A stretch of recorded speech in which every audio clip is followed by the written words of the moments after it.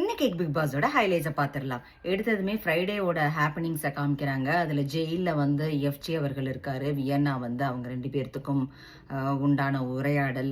விக்கல்ஸ் விக்ரம் கூட இருக்கும்போது வேற மாதிரி ஃபீல் ஆகுது. உங்கள் கூட இருக்கும்போது எனக்கு நீங்கள் அதே மாதிரி ஏதாவது இது பண்ணால் வேற மாதிரி ஃபீல் ஆகுதுன்னு அவங்க ரெண்டு பேத்துக்குள்ள ஒரு மாதிரி ரொமான்டிக் டாக் போகுது.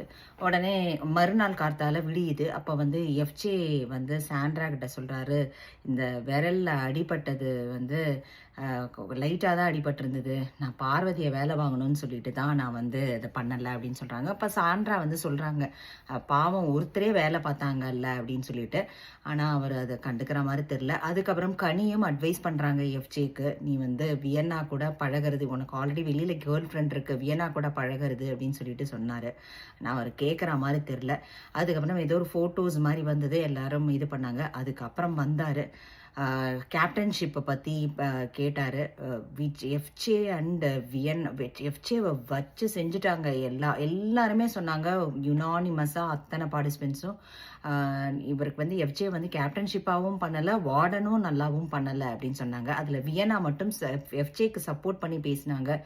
விஜய் சேதுபதி அவர்கள் பொழந்து எடுத்துட்டார் வியன்னாவையும். ஆனால் வியன்னா வந்து டாஸ்க் ரொம்ப பாராட்டினார். வியன்னா ரொம்ப நல்லா பண்ணினாங்க அப்படின்னு சொல்லி சொன்னாங்க. அந்த இது மாதிரி ஒரு மாதிரி டார்ச்சர் பண்ணாங்க தெரியுமா ஸ்கூல் டாஸ்கில், அது மாதிரி பண்ணினாங்கன்னு சொன்னாங்க. பட் ஆனால் எஃப்ஜே வந்து பயங்கர ஆட்டிடியூடுங்க. எஃப்ஜேக்கு பயங்கர, நமக்கே கோபமாக வருது. அப்படியே அந்த ஒரு இது என்ன கேட்டால் சீக்கிரமாக இந்த மாதிரிலாம் இருந்ததுன்னா எலிமினேட் பண்ணிடணும்.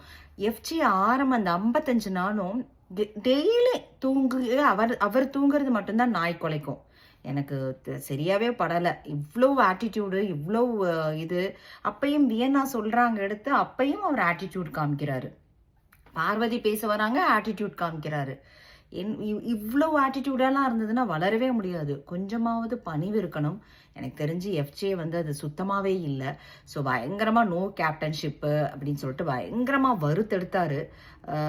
பார்வதிக்கு கொஞ்சம் ஃபாராகவும் பேசினார். பார்வதி அழுக ஆரம்பிச்சிட்டாங்க. ஏன்னா வந்து அப்போ ஒன் பாயிண்ட்ல சாண்ட்ராவும் சொன்னாங்க, எஃப்ஜே வந்துட்டு தான் வந்து சொன்னார் இந்த மார்னிங் ஹேப்பனிங்ஸை. அவர் வந்து கை அடிபட்டது வந்து பார்வதியை வேலை வாங்கினதுனால தான் சொன்னதும் பார்வதி பயங்கரமாக அழ ஆரம்பிச்சிட்டாங்க.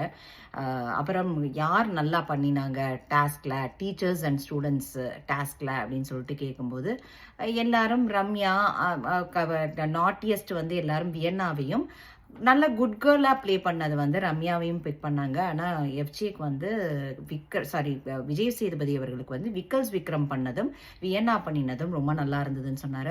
கம்ருதீன் அப்ரிஷியேட் பண்ணினார். ஸோ இந்த மாதிரி நாளைக்கு வந்து எல்லாத்தையும் ஒரு மொட்டை காளிதாஸ் எழுத